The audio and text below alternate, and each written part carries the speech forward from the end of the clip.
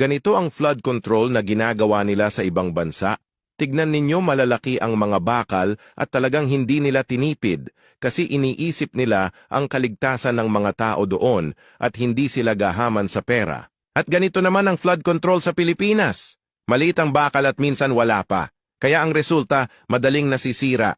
Biruin nyo, bilyon ang pondo pero hindi naman matibay kasi mga bulsa ang mas pinatibay nila. Ganito ang flood control na ginagawa nila sa ibang bansa. Tignan ninyo, malalaki ang mga bakal at talagang hindi nila tinipid kasi iniisip nila ang kaligtasan ng mga tao doon at hindi sila gahaman sa pera. At ganito naman ang flood control sa Pilipinas. Maliit ang bakal at minsan wala pa. Kaya ang resulta, madaling nasisira.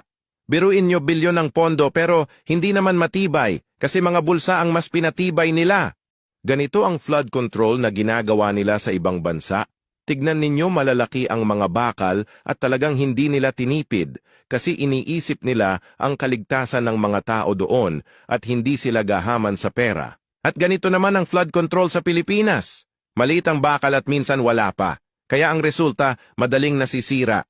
Biruin nyo, bilyon ang pondo pero hindi naman matibay kasi mga bulsa ang mas pinatibay nila.